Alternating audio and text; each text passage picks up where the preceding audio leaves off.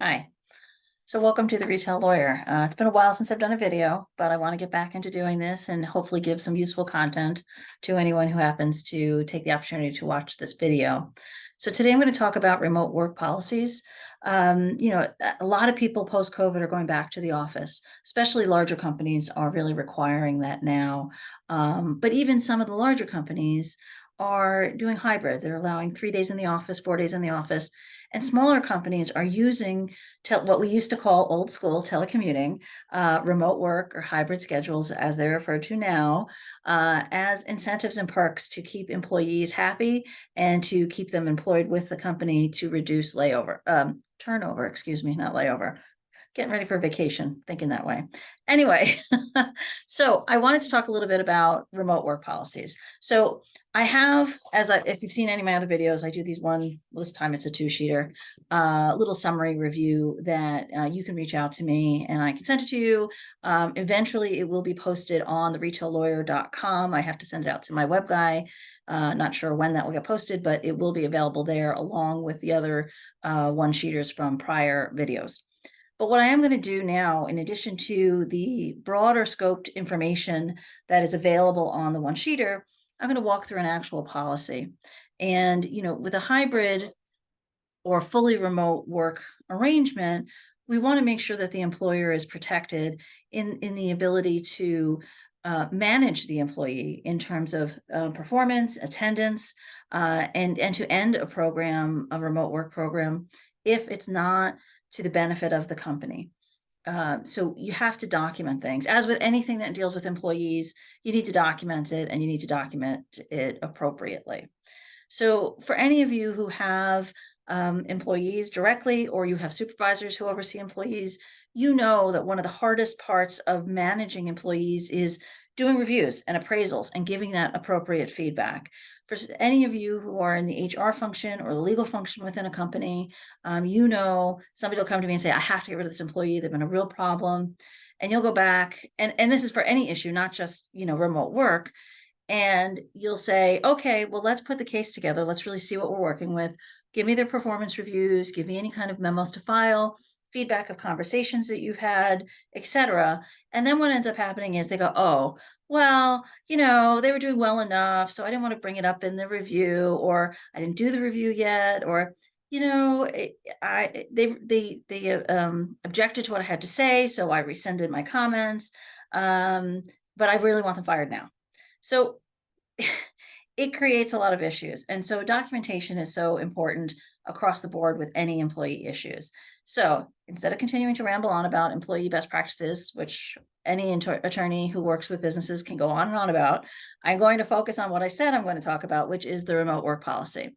Okay, so the first thing you want to do is have this written policy that's going to have a counter signature for the employee at the end. In this document, you're going to very clearly state that this is a discretionary work arrangement. It is a policy that the company is offering in its sole and absolute discretion for the benefit of both the employee and the company, but that the company can rescind this agreement at any time for any reason.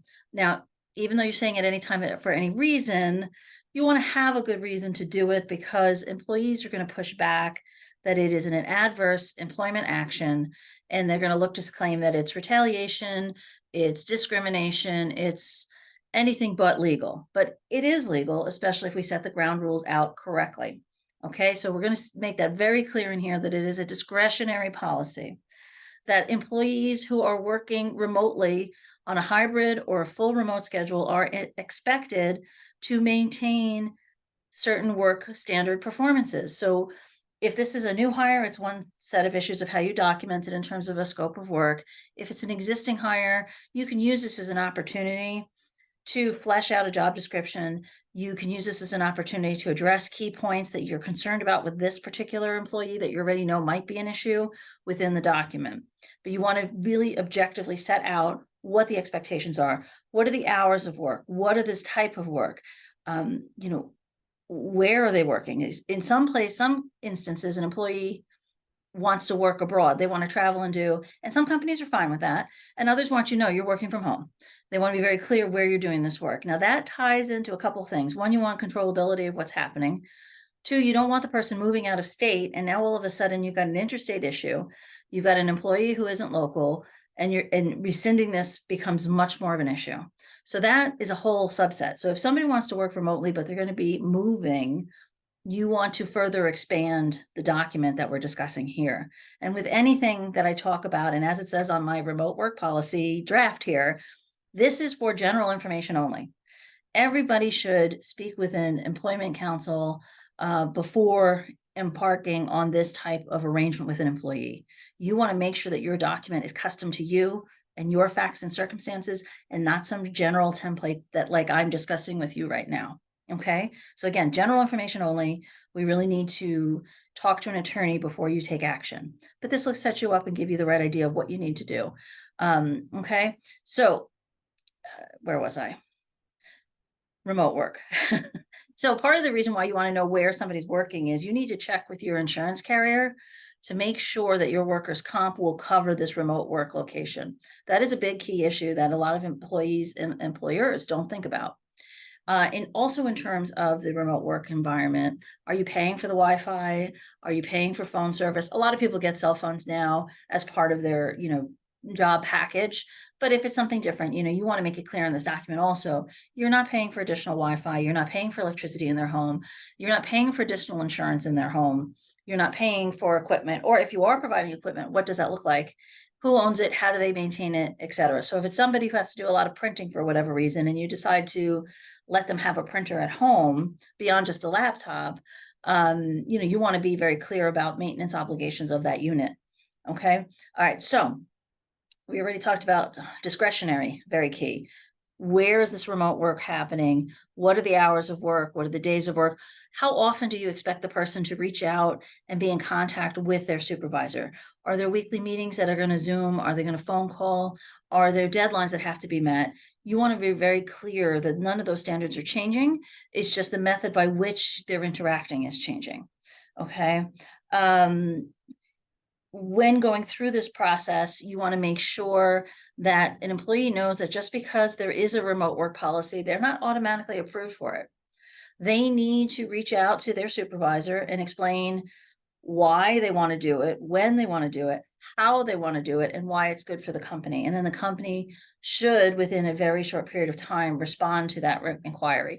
And I want to keep in mind also that this request for remote work, this is not an ADA, Americans with Disabilities Act accommodation type of conversation. That is a very different conversation. It may seem in terms of, common sense that they overlay, but it's a different scenario, and it needs to be handled differently. So if somebody gives you reason to believe, whether they actually state the words, I need an accommodation, or a reasonable person can elicit from the conversation and from the comments being made that someone might need an accommodation for physical or mental health reasons, any kind of quote unquote disability, then you need to let them know, hey, this might be an accommodation conversation, and then get into what the courts call an interactive dialogue on that point. Okay, so that's a whole different conversation, which if there's interest in that, I can do a conversation on that as well. All right, so then we also want to have in this document, as much of it as it's discretionary, we being the employer can suspend it, cancel it, or modify the policy at any time. And it's completely in the employer's sole discretion. And we want to be very clear about that throughout the document so that it is unquestionable if a third party, such as a Human Rights Commission or a judge, wants to look at this document, that they're going to say, oh, no, it repeats itself, it's very clear. There's no way that the employee could misunderstand what the status is and how this policy works. You also want to put in place, not only is the employee going to continue to do what it needs to do, what he or she needs to do, he, she, or they need to do in terms of the work performance, but how they do it. They need to remain in compliance with the company's assorted policies, especially thinking about anti-sexual harassment, anti-discrimination, anti-retaliation, workplace health and safety, privacy concerns. All of those things still apply even though you're not in the office. And we want to have that in the document as well. And I'm just turning my page here. Okay. So, and that failure to follow any company policy, including anything that's within this document, still can lead to this policy arrangement being rescinded. It can lead to discipline of the employee up to and including termination. And you always want to have that language in there, because you don't want to have to build a case saying, well, it one and done isn't enough. You want to have that ability to have it, because what if it's an egregious situation? And so you have to set yourself up the right way. And that wording is very important. Okay, so up to and including termination. You also want to inform and put this in the policy so that the employee can't claim they didn't know, that they should be they should be checking with their own tax professional as to what the impact this policy may or may not have on their tax situation. There might be a different level of compensation they might consider, especially if you are agreeing to pay for the Wi-Fi, different kinds of things. So they need to fully disclose this arrangement to their tax professional, and you are not repping in any way, shape, or form as the employer that this will or won't have any kind of tax implications for that person, for that employee. Okay. I already mentioned the insurance. And then once it's approved, especially if it's a hybrid, if it's a hybrid arrangement, you also need to stick in there the expectations when the person's in the office. Will they have their own desk? Will it be a hot desk situation? What hours are they there? So again, if they need to switch the days, can they switch the days of when they're in the office and when they're at home?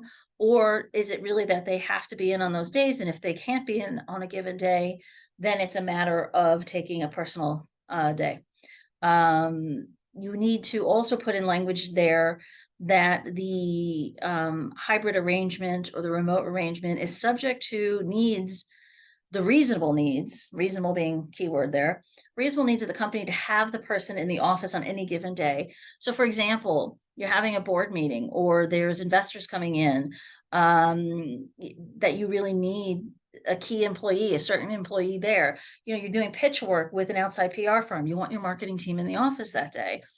They need to be flexible. And that's another reason why you want to know where they're commuting from. Some things can be handled by Zoom. Not everything can be handled by Zoom. So you need to have that ability to bring somebody in. And every corporate culture is a little different. So you have to think about those things. Let's see, did I leave anything out? Let me just scooch through and see. And we're going to have it, how do they handle tech support? What are those issues going to be? Because obviously if somebody's remote, you want to make sure that they set things up appropriately. And within that tech support language, we also want to have language in there again about the privacy compliance that I mentioned. We want to make sure that data privacy and information security is really highlighted in this document. So password protections, not downloading confidential information onto a personal drive, things like that. There's more to it, but that's really the gist of everything that we need to do. And with any employee policy, you want to have a statement that nothing in here is meant to prevent or interfere with an employee's rights under the National Labor Relations Act. I throw that in at the last minute because a lot of people think that the National Labor Relations Act, the NLRA, applies only to unionized employees. That is not correct. It applies to most employees. And so employers need to be aware of that and make sure that they're not in violation of any of the laws there. Again, that could be a whole separate conversation, but I wanted to give you this feedback because it's really practical and it's something that so many of my clients and so many employers across the country, never mind in New York, and again, everything I say based in New York because I'm based in New York, but this is general information anyway. So whether you're based in New York or you're based elsewhere, this is foundational information you can use to help you decide whether or not you want to have a remote or hybrid working arrangement with your employees, some of the key steps you need to consider and information you need to pull together. And then once you do that, you can reach out to your attorney to make sure that you customize the document so that that policy is specific to your needs and your employee base. And I wish you the best of luck. And next time I promise to have my little light thing on my camera so that I'm not phasing in and out like I've done on this one. But it's been a while and I will get the gist of doing this again. And I look forward to providing more, hopefully helpful information in the future. And thank you very much.